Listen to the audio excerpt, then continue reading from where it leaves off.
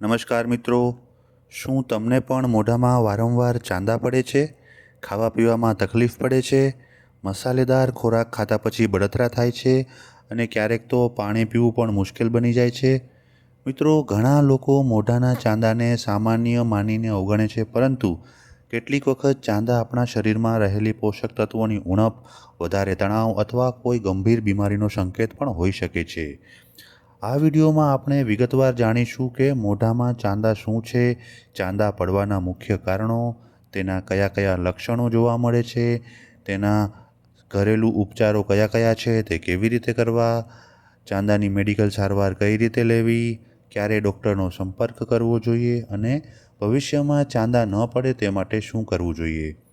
તો આ વિડીયોને તમે અંત સુધી ચોક્કસથી જોજો. નમસ્કાર મિત્રો, સ્વાગત છે તમારું આપણી આ ચેનલ ડેઇલી લાઈફ યુઝિસ રસોડું મારું દવાખાનુંમાં, જેમાં આપણે ડેઇલી લાઈફના ઉપયોગી એવા આયુર્વેદિક આધારિત અને કુદરતી ઉપચારવાળા વિડીયો મૂકતા હોઈએ છીએ.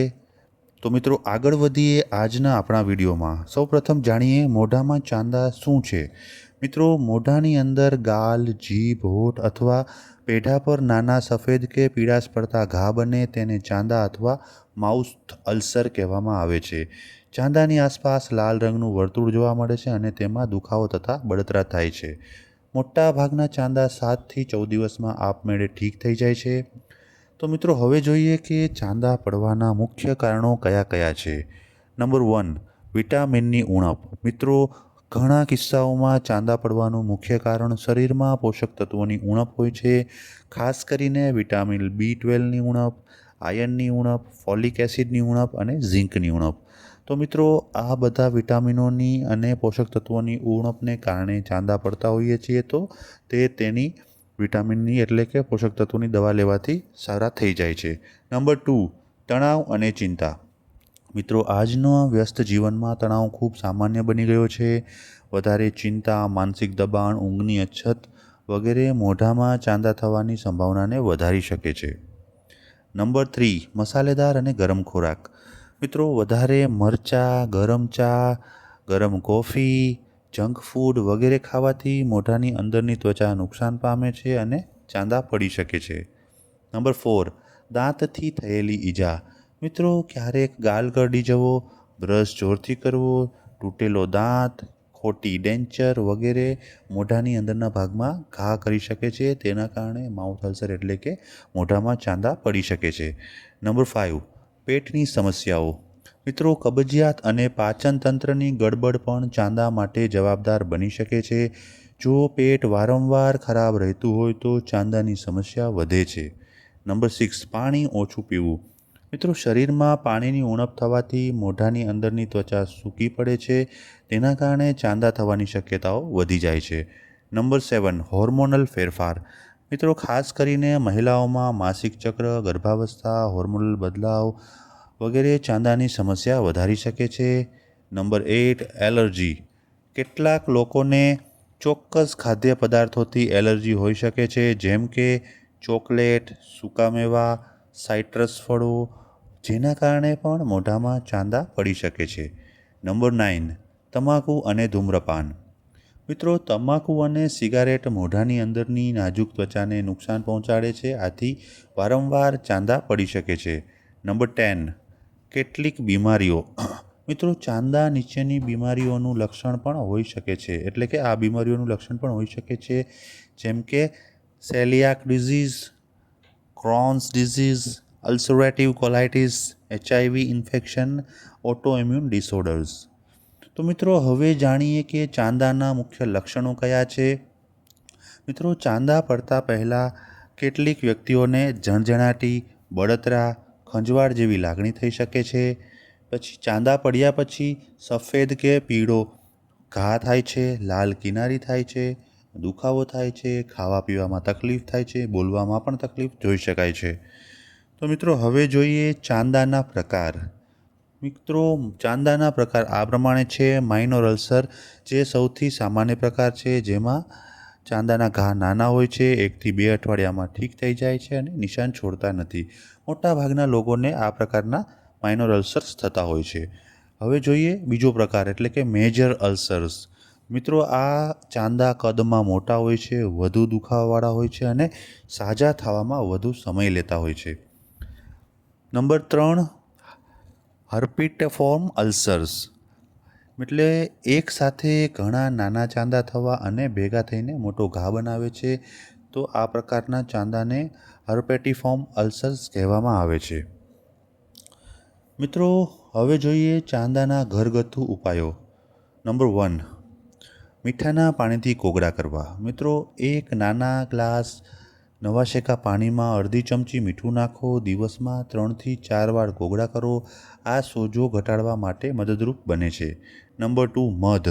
મિત્રો મધમાં કુદરતી એન્ટીબેક્ટેરિયલ ગુણ હોય છે. ચાંદા પર થોડું મધ લગાવો અને દિવસમાં 3 વખત તેનો ઉપયોગ કરો. નંબર 3, નારિયેળ તેલ. નારિયેળ તેલ સોજો ઘટાડવામાં મદદ કરે છે. કોટન વડે ચાંદા પર નારિયેળ તેલ લગાડવાથી રાહત થાય છે. Number 4, aloe vera. મિત્રો એલોવેરા જેલ ઠંડક આપે છે, દુખાવો અને બળતરા પણ ઘટાડે છે. નંબર 5, બરફ. મિત્રો નાનો બરફનો ટુકડો ચાંદા પર ધીમેથી ફેરવો અને તે તાત્કાલિક રાહત આપી શકે છે. નંબર 6, દહીં. મિત્રો દહીંમાં સારા બેક્ટેરિયા હોય છે જે મોઢાનું સ્વાસ્થ્ય સુધારે છે. જેથી તાજું દહીં દરરોજ ખાવાથી તમને મોઢાના ચાંદામાં રાહત મળી શકે છે. નંબર 7, તુલસીના પાન. મિત્રો તુલસીમાં એન્ટિસેપ્ટિક ગુણ હોય છે જે 4થી 5 પાન ચાવીને ખાવાથી તમારા મોઢાના ચાંદા મટાડવામાં મદદ કરે છે. મિત્રો હવે જોઈએ કયા ખોરાક ખાવા જોઈએ. ચાંદા પડ્યા હોય તે દરમિયાન તમે આ ખોરાક ખાઈ શકો છો: કેળા, દહીં, ખીચડી, દૂધ, લીલા શાકભાજી, પપૈયું, છાશ, ઓટ્સ અને બીજા નરમ ખોરાક. હવે મિત્રો જાણીએ કે કયા ખોરાક ટાળવા જોઈએ. તો ચાંદા થયા હોય તો મરચાં, અથાણાં, કોલ્ડ ડ્રિંક્સ, વધારે ગરમ ખોરાક, તમાકુ, સિગારેટ, દારૂ, વધારે ખાટા ફળો ન ખાવા જોઈએ.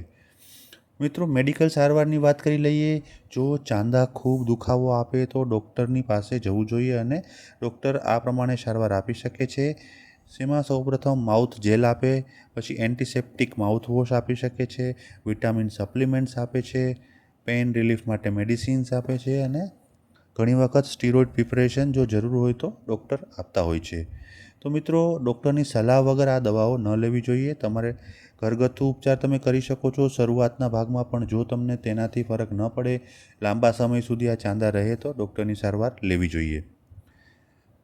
મિત્રો ચાંદા 2 અઠવાડિયા કરતાં વધુ સમય રહે તો ડૉક્ટર પાસે જવું જોઈએ. ખૂબ મોટા હોય એટલે કે ચાંદાનું કદ વધારે હોય અને વારંવાર પડતા હોય, તમને ચાંદા પડવા દરમિયાન તાવ આવતો હોય, તમારું વજન ઘટી જતું હોય, ગળવામાં એટલે કે કોઈપણ ખોરાકને ગળે ઉતારવામાં તકલીફ થતી હોય અને મોઢામાંથી જો લોહી આવતું હોય તો તે વધુ ગંભીર છે. ત્યારે તમારે ડૉક્ટર પાસે ચોક્કસપણે જવું જોઈએ. હવે મિત્રો જાણીએ કે ચાંદા ન પડે તે માટે શું કરવું જોઈએ. નંબર 1, પૂરતું પાણી પીવું. મિત્રો દરરોજ 2થી 3 લીટર પાણી પીવું જોઈએ. નંબર 2, સંતુલિત આહાર લો. વિટામિન B12, આયર્ન અને ઝીંકથી ભરપૂર ખોરાક લેવાથી મોઢાના ચાંદા પડતા નથી. નંબર 3, તણાવ ઘટાડો. યોગ, ધ્યાન, પ્રાણાયામ ચાંદા ઘટાડવામાં અને સ્વસ્થ જીવન જીવવામાં ખૂબ જ મદદરૂપ બને છે. નંબર 4, સારી ઊંઘ લો. મિત્રો દરરોજ 7થી 8 કલાક પૂરતા પ્રમાણમાં ઊંઘ લેવાથી ચાંદા પડતા નથી. નંબર 5, મોઢાની સ્વચ્છતા રાખો. દિવસમાં 2 વખત બ્રશ, નિયમિત ફ્લોસિંગ અને સ્વચ્છ મોઢું ચાંદા અટકાવવામાં મદદરૂપ બની શકે છે. નંબર 6, તમાકુ છોડો. તમાકુ અને ધૂમ્રપાનથી દૂર રહો. તો મિત્રો મોઢામાં ચાંદા સામાન્ય રીતે જોવા મળતી સમસ્યા છે, પરંતુ જો તે વારંવાર થાય અથવા લાંબા સમય સુધી રહે તો તેને અવગણવી જોઈએ નહીં.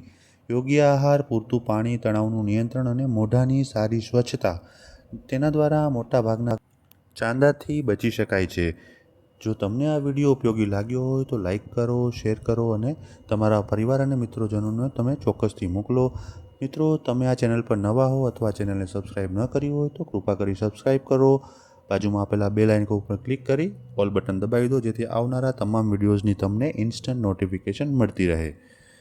મિત્રો તમે અન્ય કોઈ વિષય ઉપર જો વિડીયો જોવા માગતા હો તો મને કોમેન્ટમાં લખો. હું તે વિડીયો બનાવવા માટે ચોક્કસ પ્રયત્ન કરીશ. તો મિત્રો ફરી મળીશું નવા વિડીયો સાથે, નવી ઉર્જા સાથે. ત્યાં સુધી આવજો.